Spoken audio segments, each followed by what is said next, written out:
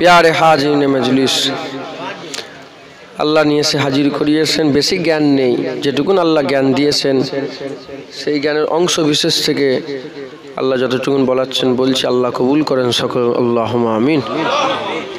হুজুর পাক সাল্লাল্লাহু আলাইহি সাল্লাম কি বললেন? জুম্মা ঈদ, যারা জানেন না জেনে নেন। ঈদুল ফিতর, ঈদুল আজহা থেকেও বড় ঈদ কিন্তু জুম্মার ঈদ। সুবহানাল্লাহ। ঈদুল ফিতর, ঈদুল আজহা, হ্যাঁ, এই দুটো ঈদের থেকেও বড় ঈদ কি বলেন? জুম্মা। কেন? এই দুটো নামাজ ওয়াজিব, জুম্মার নামাজ ফরজ। ওয়াজিব বড় না ফরজ বড়? জুম্মা বড় ঈদ। জুম্মার দিনে কি হয়েছিল? আদম আলাইহিস সালামের জন্ম। একবার জোরে বলেন সুবহানাল্লাহ। বিনা বাপে বিনা মায়ে আমার আল্লাহ আদমের পয়দা দিয়েছেন। যেমন হযরত ঈসা আলাইহিস সালামকে বিনা বাপে আল্লাহ পয়দা দিয়েছেন, হাবিবুল্লাহকে আম্মা আব্বার মাধ্যমে পয়দা দিয়েছেন। একবার জোরে বলেন। পয়দা দেওয়ার মালিক কে? জন্ম কে ঘটায়? কে সৃষ্টি করে? আল্লাহ।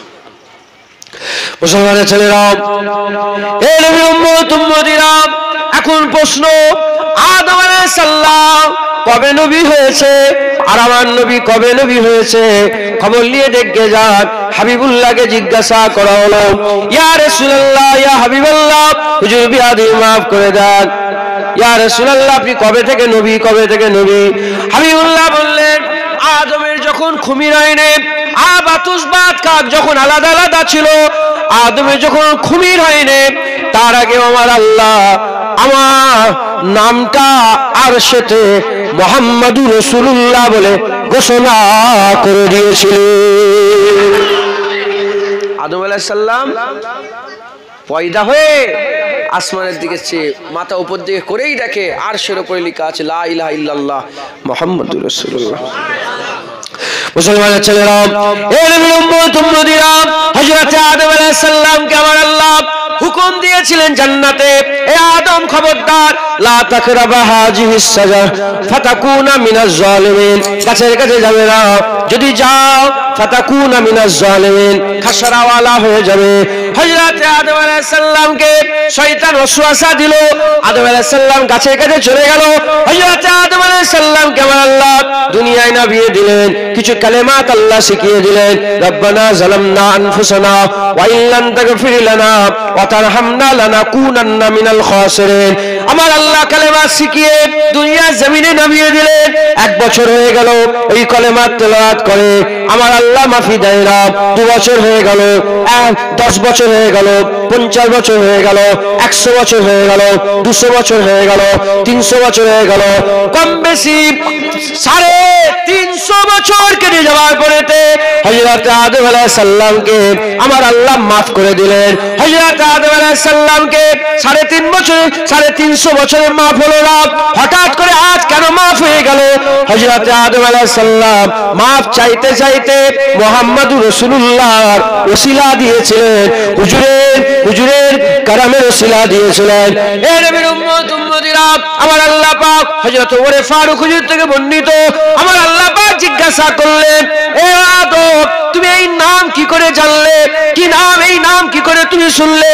ওই হযরত আদম আলাইহিস সালাম বলেন, আল্লাহ পাক যখন আপনি দুনিয়ায় পাঠাবার আগে আমাকে জান্নাতে দিয়েছিলেন, আমি জান্নাতের প্রতিটা দরওয়াজায় দেখেছি মুহাম্মাদুর রাসূলুল্লাহর নাম আছে। আমি জান্নাতে গাছের পাতায় পাতায় দেখেছি মুহাম্মাদুর রাসূলুল্লাহর নাম আছে। আর সে কুরসির পায়াতে আমি মুহাম্মাদুর রাসূলুল্লাহর নাম দেখেছি। আর সে আজিবে মুহাম্মাদুর রাসূলুল্লাহর নাম দেখেছি।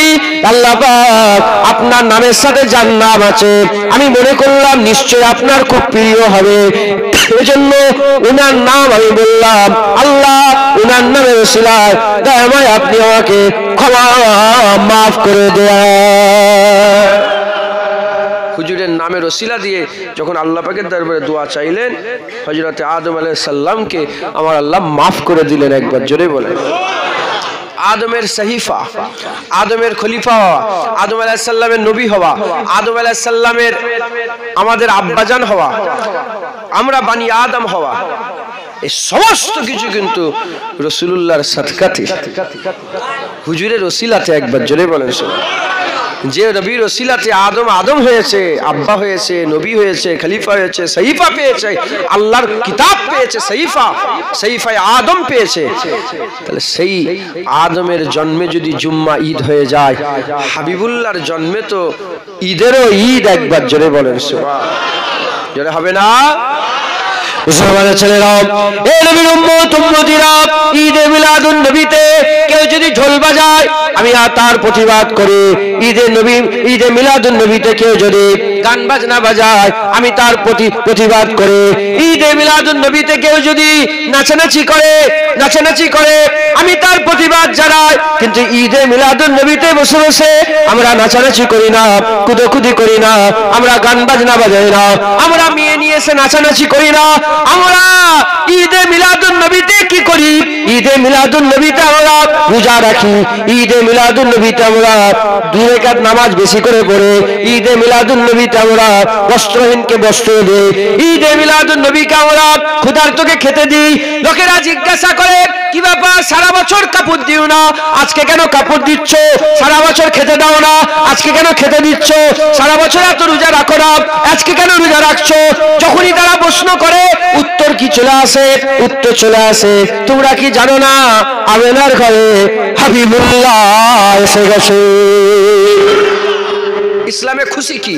রোজা রাখা, নামাজ পড়া, জিকির করা, একটু তেলাওয়াত করা। কথা ঠিক না ভুল বলেন? এটাই তো খুশি, এটাই তো ইসলামের খুশি। হ্যাঁ, খবর নিয়ে দেখে যান, ঈদে মিলাদুন নবীর খুশি শুধু আমরা পালন করিনি, রাসূলুল্লাহ নিজে পালন করেছে। মুসলিম শরীফের হাদিস, হুজুর পাক প্রতি সোমবারে রোজা রাখতেন। প্রতি সোমবারে হুজুর রোজা রাখতেন, প্রতি সোমবার হুজুর রোজা রাখতেন।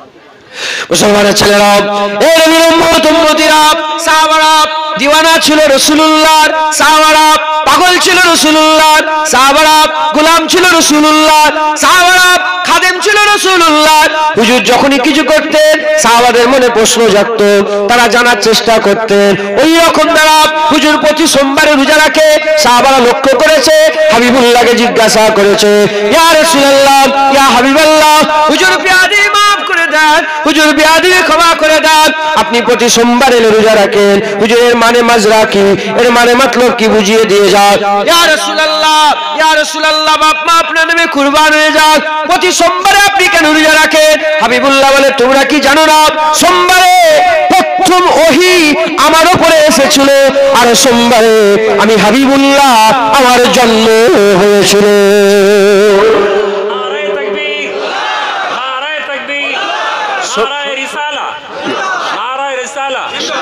প্রতি সোমবার হুজুর পাকের কি হয়েছে বলেন? রোজা রাখতেন কেন? হুজুর পাকের রোজা এই জন্য, হুজুরা প্রতি সোমবার এই জন্য রোজা রাখতেন, সোমবারে হুজুর পাকের জন্ম হয়েছিল।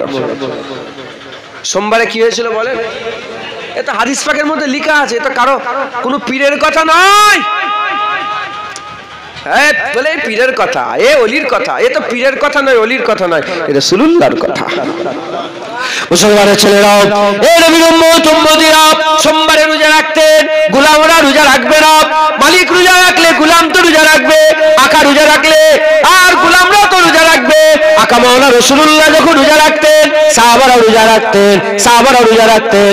আসহাবে সুফফা, হুজুরের ঘরের মধ্যে, হুজুরের বাড়িতে আসহাবে সুফফা যারা থাকতেন, ঘর ছিল না, বাড়ি ছিল না, হুজুর পাকের দরবার থেকে যে খাবার আসতো তারা খাবার খেতে, তারাও সোমবারে রোজা রাখতেন। তাই জন্য হুজুর পাক ইফতারের ব্যবস্থা করতেন নিশ্চয়। মসজিদে নববী শরীফে প্রতি সোমবার ইফতারের ব্যবস্থা হতো। হুজুরের গোলামরা যা যেমন ছিল, হয় একটা খেজুর, না হলে দুটো খেজুর, না হলে অন্য কিছু, না হলে রুটি, না হলে কিছু না কিছু ব্যবস্থা প্রতি সোমবার মসজিদে নববী শরীফে হতো। এই নবীর উম্মত উম্মতিরা খবর নিয়ে দেখে যাও, আজ 1400 বছর হয়ে গেল, এখনো রীতিনীতি পাল্টায়নি, এখনো রীতিনীতি পাল্টায়নি। 1400 বছর কেটে যাওয়ার পরে তো মসজিদে নববী শরীফে প্রতি সোমবার, যেমন রমজান মাসে ইফতারের মজলিস হয়, প্রতি সোমবার রমজান মাসের মতো আমার আল্লাহ পাকের হুকুমে আর মসজিদে নববী শরীফে ইফতারের মজলিস হয়। যারা ফতোয়া দেয় তারা তারা জানে না হুজুর পাকের দরবারে প্রতি সোমবার ইফতারের মজলিস হয়। লোকে দেখা জিজ্ঞাসা করা হয় যে সোমবারে তোমরা এত রোজা রাখো? লক্ষ লক্ষ মানুষ রোজা রাখে, কোটি মানুষ। হুজুরের তো কিছু কম বেশি 300 কোটি হুজুরের উম্মত এখন বর্তমান জীবিত। একবার জোরে বলে, প্রতি সোমবারে কোটি কোটি মানুষ হুজুরের উম্মত রোজা রাখে। হাজী সাহেব কেউ আছেন এখানে? কে হাজী সাহেব? আপনি হাজী সাহেব সাক্ষী দেন। প্রতি সোমবার মসজিদে নববী শরীফে আসর থেকেই এই দস্তরখান চালু হয়ে গেল। এই সব মানুষের বাচ্চারা তো ধরে ধরে বলে চলেন না চলেন না আমার ওখানে ইফতার করবেন, চলেন না চলেন না আমার ওখানে ইফতার করবেন। বাচ্চারা সব নিয়ে যে ইফতারের মজলিসে বসায় প্রতি সোমবার। কেন? বলে সোমবারে রোজা রাখা সুন্নাত। সোমবারে রোজা রাখা কি বলেন? সুন্নাত। মুসলমানের ছেলেরা, এ নবীর উম্মত উম্মতিরা, প্রতি সোমবারে রোজা রাখা সুন্নাত। বলে কেন সুন্নাত হলো? বলে জানো না হাবিবুল্লাহ রোজা রাখতো? তাহলে হাবিবুল্লাহ রোজা রাখতো বলে কোটি কোটি মানুষ রোজা রাখে। হাবিবুল্লাহ কেন রোজা রাখতো? হাবিবুল্লাহ খুশিতে রোজা রাখতো। কিসের খুশিতে রোজা রাখতো? হাবিবুল্লাহ যদি খুশিতে রোজা রাখে তাহলে উম্মতরাও তো সুন্নত খুশিতেই রোজা রাখছে। এবার প্রশ্ন, ইয়া রাসূলুল্লাহ আপনি কেন রোজা রাখেন? লোকেরা বলে আপনি রোজা রেখেছেন বলে আপনার উম্মতরা রোজা রাখে।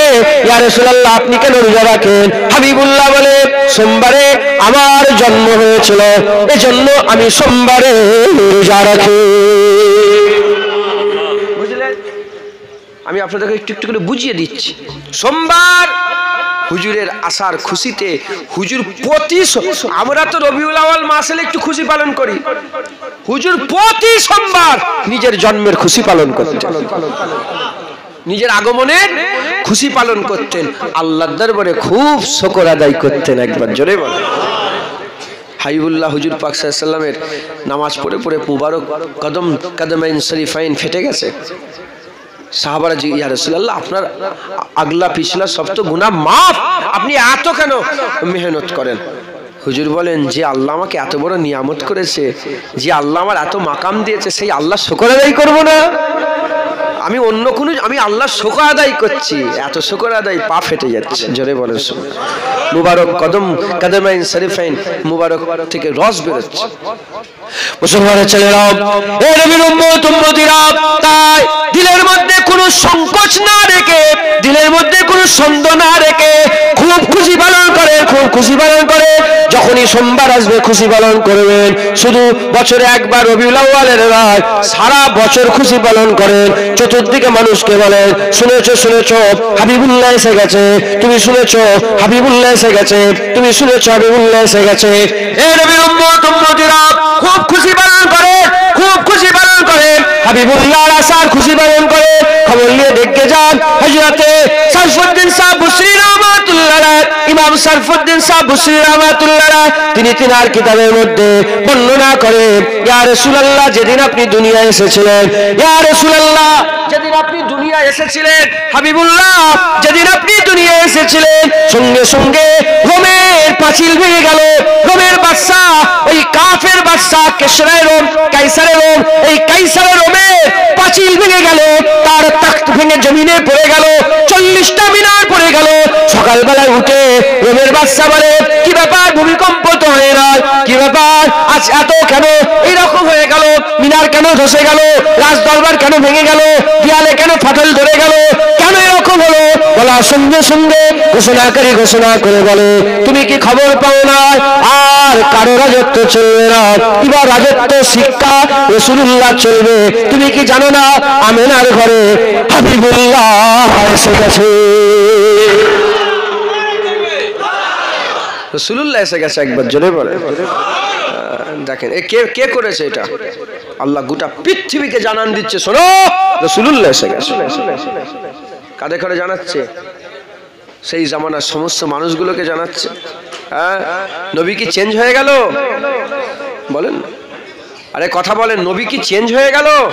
না, অন্য নবীর তাসাব্বুর করুনি, কাফের হয়ে যাবে। কিয়ামত পর্যন্ত আমিনার লালি নবী থাকবে। তাই প্রতি জামানায় প্রতিটা নসল বা নসল, নসল বা নসল, নসল বা নসল করে প্রতি জামানায় আমাদের শোনাতে হবে, শোনো শোনো আমিনার ঘরে হাবিবুল্লাহ এসে গেছে। কথা ঠিক না ভুল বলেন? মুসলমানের ছেলেরা, এই নবীর উম্মত উম্মতিরা, ইমাম শরফুদ্দীন সাহেব বুসরি বলে যেদিন হুজুর পাক দুনিয়ায় এসেছিলেন আর পিয়াসা পানি পান করার লেগে দরিয়ার দিকে যায়, পিয়াসা পানি পান করার লেগে দরিয়ার দিকে যায়। যখন পিয়াসা পানি পান করার লেগে দরিয়ার দিকে যায়, পিয়াসা পানি পান করার লেগে দরিয়ার দিকে গিয়ে দেখে দরিয়া শুকনা হয়ে গেছে, দরিয়া শুকনা হয়ে গেছে। ওই সময়তে পিয়াসা বলতে আরম্ভ করে দেয়, কাল রাত্রে তো দরিয়ায় পানি পূর্ণ ছিল, আজ কেন দরিয়া শুকিয়ে গেল? বলার সঙ্গে সঙ্গে ঘোষণাকারী ঘোষণা করে বলে, শোনো শোনো, আর পুরাতন পানি নয়, এবার নতুন পানি প্রবাহিত হবে। খবর কি পাওনি? আমিনার ঘরে হাবিবুল্লাহ এসে গেছে, হাবিবুল্লাহ এসে গেছে, হুজুর পাক সাল্লাল্লাহু তাআলা আলাইহি ওয়াসাল্লাম এসে গেছে। একবার জোরে বলেন। এই নবীর উম্মত উম্মতিরা, ইমাম শরফুদ্দীন সাহেব বুসরি রাহমাতুল্লাহ বলে ইরানে 1000 বছর ধরে আগুন জ্বলছিল।